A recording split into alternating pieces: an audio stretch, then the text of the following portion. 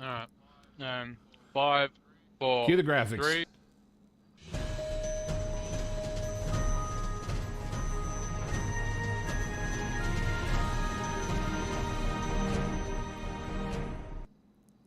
Good evening, Los Santos. This is Dan Dorfman with another Dorfman Files exclusive for Weazel News.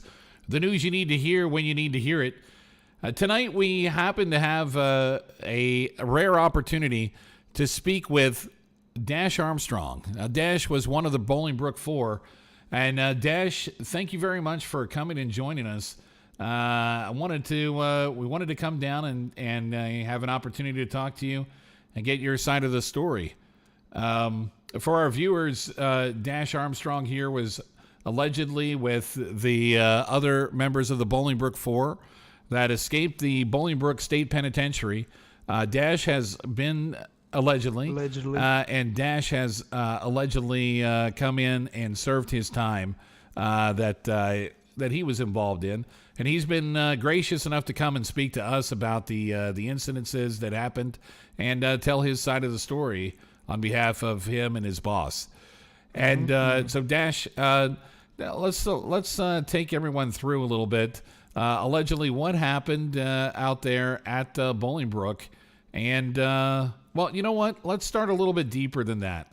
You know, tell us a little bit about yourself, how you came to Los Santos in the first place. Where are you from? Well, that's a funny story. I'm talking about Louisiana on the way in, you know.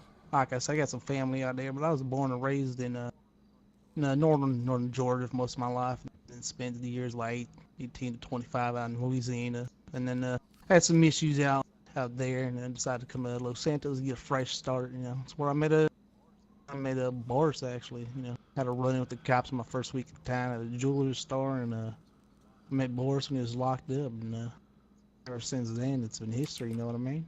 And here we are today. And true enough. And so it was Boris Knightley, I would imagine, is who you're referring to there that you met. And now when... Yes, sir. Hashtag full all right, Boris. well, we've seen that ad, you know, go out from time to time. Free Boris. There's been 4 Boris. There's been Aurora Boris. I saw that once late at night. But the... you know, when you were there in Louisiana, did you have like ambitions? You know, what was a kind of a goal that you have in your life, Dash? As you know, everybody kind of has big goals, big dreams. What's yours? Well, you see, I'm a simple man, right? I'm a son of you know, lack for a better term, a crack whore, Mr. Dorfman. But all I ever wanted in life was to own a blimp. You know, that's all I really wanted from that whole Bolingbrook Fourth. Everything by using the leverage, we had to, you know, negotiate out a blimp, but it just didn't go that way. You know, when the assistant director of the troopers decided to push my boss off the top of the roof. You know, I don't know why he went and decided he had to do that. It made him the judge, jury, and executioner all of a sudden. But yes, me, he's not the man he claims to be, and I think everybody should pay him another look, you know what I mean? Well, let's go back through the events that led up to that day, and you know, so talk me through a little bit about the whole, you know, thing. You meet your boss there in you know, in prison, and you mentioned to me that you had to break in order to break out. Yes, sir. You know, I had to be present inside the jail before everything went down. Right, it was a planned event, and I'm gonna spare you some key specific details, but we connected a few dots in high places, and pretty much just walked out the front door, if you will, you know, for lack of a better term. All right, so there's been, like I said, I had to break in and break out. I understand, and you know, I can understand you not sparing. You know, you share whatever details you know that you feel like you want to share with the audience out there. Now, we did have some reports that there was that the ropes from the soap on a rope were used as part of the extraction that you guys had out there. And can you confirm if that's true? Because if not, we'd like to see that the because we'd like to see the prisoners get the soap on a rope back. You know, apparently the warden has taken that away. It's just soap now. Just soap. So, okay. I'd imagine you really don't need too much rope in the clink, anyways. Ain't no too much use for it unless you hang yourself in. But that's a different story. We try to avoid that and all Oh, kinds yeah, of stuff. right, right. But we use some shoes, right? Some Converse shoes, right? We use them and we throw them over the fence, and we use that as like a grappling hook, right? We use the shoelace and pull the stuff up the fence. Yeah, that's pretty smart there because you could probably use the shoes to get up and hook on the concertina wire up on the top, and then jump. Get yourself up and over, Yes, right? sir. Now you had Yes, sir. access to vehicles pretty much immediately after the break attempt. Is that correct? Yes, sir. Like I said, actually, this is something Boris like to say more so. It's them walls can't hold me, and that goes true to anything them boys think they can throw at me. They can lock me up, but I promise I'll be right back out. And he It's just his influence spread far. Like I said, it's more than just in a prison. all right. And it sounded like there was like a lot of foretelling there that Boris was going to be free, and it actually came to pass. I mean, it was like a goddamn fortune telling out there, on the streets, and you guys definitely poured it. I warned them. You definitely pulled that out. Now, when you went, after you got access to the cars, and I assume that whoever provided you the cars also provided you with, a bunch of different, what do we call them, toys? Yeah, let's go with toys, right? Same ones Officer Boscarelli confiscated off of me the time he arrested me after the incident. This is also the same incident that the police had to let me go because they didn't have my warrants written up at the time, so I slipped right through the fingers for lack of a better term. So they failed to. I don't know if you guys heard about that. So what you're telling us here, breaking news exclusive, is that the police failed to properly process the required documentation to hold you under a warrant, and because of that, they had to let you go when they may have had some sort of other case, but because of their own incompetence, they had to let you go. Exactly, sir. Their incompetence as a department. Right. So as you guys leave there, now there's a period of time before you arrive at the pillbox behind the pillbox bank. And can you tell us a little bit about what you guys were doing at that particular time, where you were going, kind of what the mood of the Bolingbrook 4 was at that moment? Oh yes, sir. I got a funny story about that actually. You familiar with the group SecuroServe? Yeah, SecuroServe. Freddie Price. That I understand. We've done several interviews with Mr. Price. He's all right. Well, I'm gonna let you know another exclusive, Mr. Dorfman. I don't know if this has been reported to the police or not, but on sitting out of the breakout, we had an encounter with one group of SecuroServe members, including Miss Fanny Puddin, whatever her name is, Miss Granny Panty, whatever it is, in which Mr. Rusty Don, a good friend of mine, had some unfinished business to take care of, and during said meeting, the SecuroServe agents that make up the roster for the team assaulted Mr. Rusty Don with assault rifles. I don't know if it was rifles or weapons, one of the two, but it's definitely assault. Automatic bullets flying high velocity. It was actually a massive. So you're saying gunfight. allegedly that the security, not allegedly, that the SecuroServe people were carrying or brandishing Class 2 firearms, some sort of automatic weapons. Yes, sir. An attempt to nullify our escapes or some sort. I'm really disappointed in one Michael Lemonade for his part in this. From what I understood, he was a contact of Mr. Boris Knightley, but it seems he changed sides, and Boris will remember. All right, Mike? All right. Well, it sounds like the Red Lobster has, apparently crossed paths with, with someone that he probably doesn't want to cross paths with.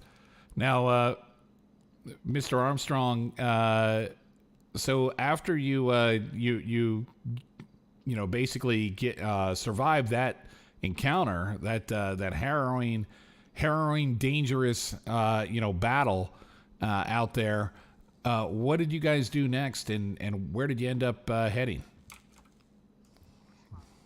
Oh, this is my favorite part of the story, Mr. Dorfman. It's where we exact revenge on Mr. Assistant Director Gunner Mason. We dragged him off the roof and threw him in the trunk of our vehicle. Got Mr. Rusty Don off the roof, and we took off, right?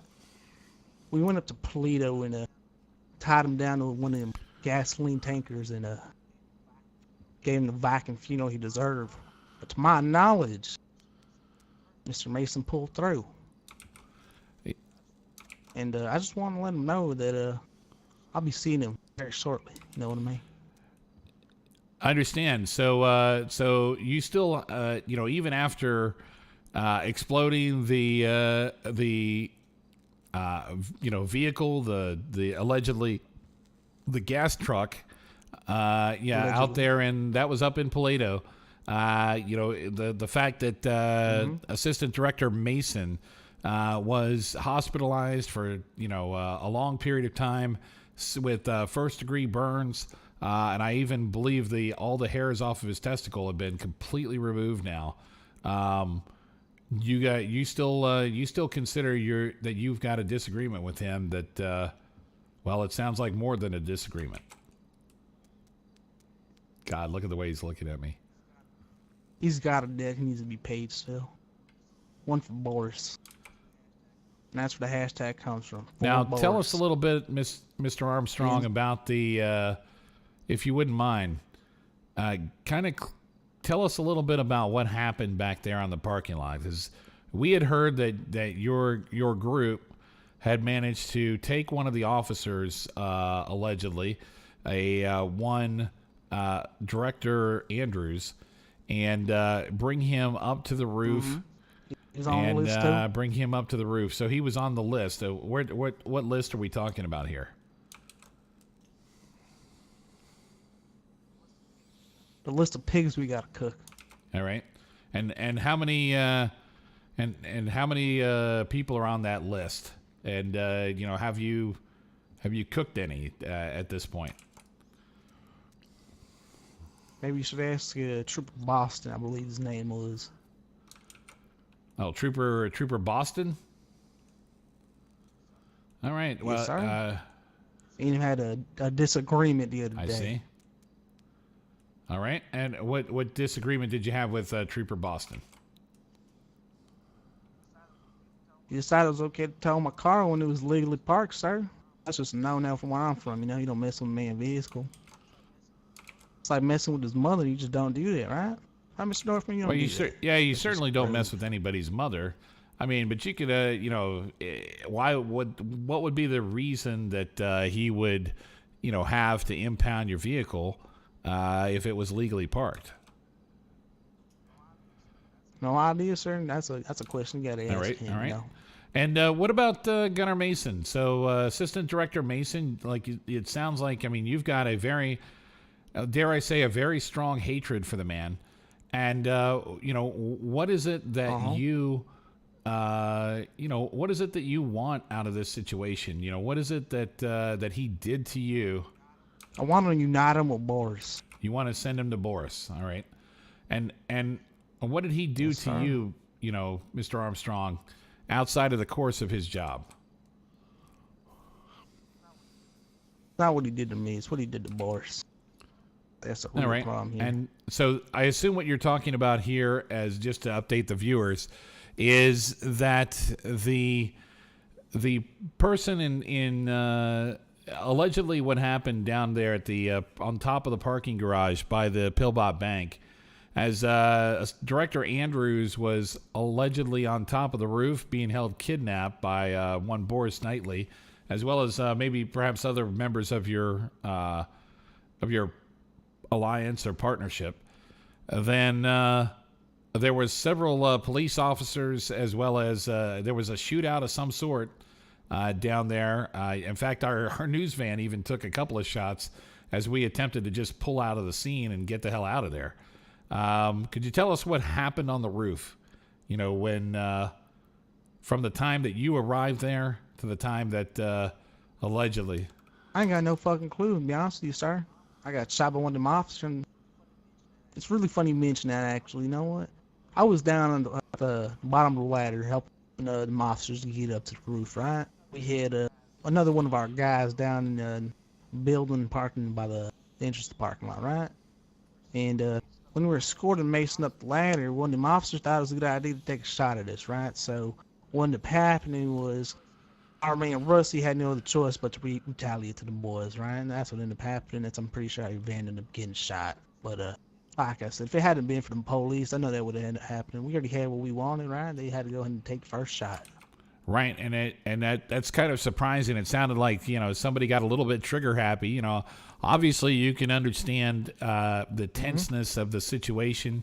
That you know, with Well, I understand that. I understand that, right?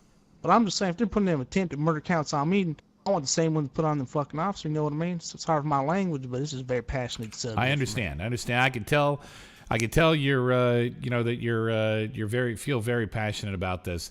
And I know this next question is probably going to be a little bit painful for you, but, you know, could you tell us a little bit about the events, what you observed from your location as the events unfolded on the roof, and you saw, you know, what happened to Boris?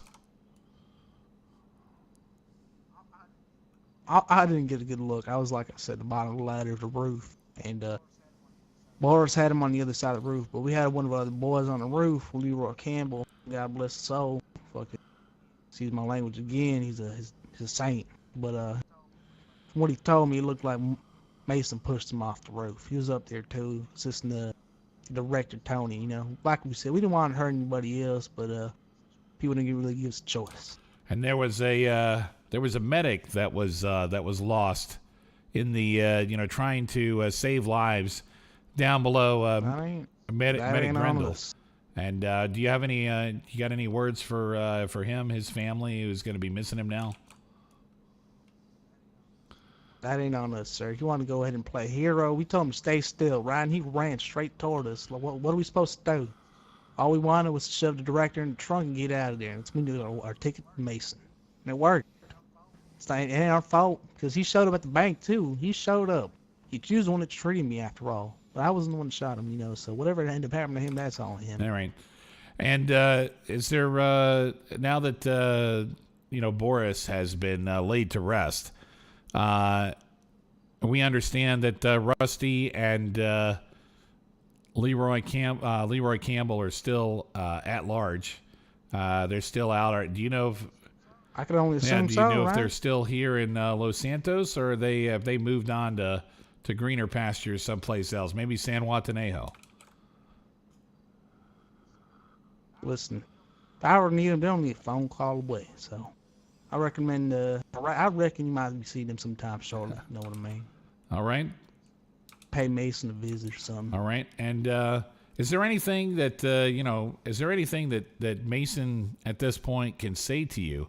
You know, perhaps a conversation that can be had where even though you may disagree, that is going to lead to nobody needing to lose their life, you know, in this endeavor. Sir, they're actually, it's funny you mention it. I will turn myself in if Mason is charged with murder of Boris. All right, but you understand if there's not you know, evidence of his murder, even if they charge him, you know, they may not be able to prosecute. Were it true or not true? I don't know. I wasn't on the roof, but you know, so you're saying if they charge him with murder, then it's something that you would turn yourself in? Yes, sir. I'll turn myself in. Yes, sir. All right. Is there anything else? You know, you contacted us, brought us down here. Is there anything else there, you know, that you... I already snuck it in there, sir, but I appreciate your time. I just want to say a few more things to close everything up. Like I said, #4Boris. I will be seeing you shortly, Mason. I hope you know that. Nobody else has to get hurt. You just gotta you know, turn yourself in. Boris deserved better, and you murdered him. You ended his life abruptly. Another thing, you can follow me on Twitter, #FastManAlive. That's me, Armstrong. You know what I mean? I will be seeing y'all shortly. All right? And that's about it. Now, Dash, can I ask you one more question here that just came to mind? Because, I didn't get a chance to really prepare well for this interview, not knowing who I was going to be interviewing. Yes, sir. Allegedly, I had understood that the original reason that you were brought into Bolingbrook to begin with, was that an assault on Mason in the office? Allegedly, okay, was that Mr. Campbell? Yes, sir. That was Mr. Campbell. All right. I had been in Bolingbrook a few times prior, like I said, a break in for the time of break out. And, it was Bingo Thursday too. Bingo Thursday. All right. Well, I've heard a few stories of what Bingo Thursday means. Is there what type of what type of record do you have here in the state of San Andreas? Honestly, it ain't that bad. Honestly, it's only attempted murder of a peace officer, like times 4, some other charges, but ain't too much. Ain't as big as them other boys, but I'm sure they were saying something about life when I was getting processed last time when they didn't have the warrants ready for me. So I assume the next time I'm going, it's gonna be the last time y'all see me until we have Bolingbrook 5. You know what I mean? But fastest man out. Catch you around, Mr. Dorfman, right? And there you go, ladies and gentlemen. That was one Dash Armstrong, one of the Bolingbrook 4, here in an exclusive interview with Weazel News, the news you need to hear when you need to hear it. This is Dan Dorfman with Weazel News. We're going to go back to you in the studio, Stephen. There's a lot to think about tonight, and a lot to think about completely. I don't believe we've heard the last of the Bolingbrook 4.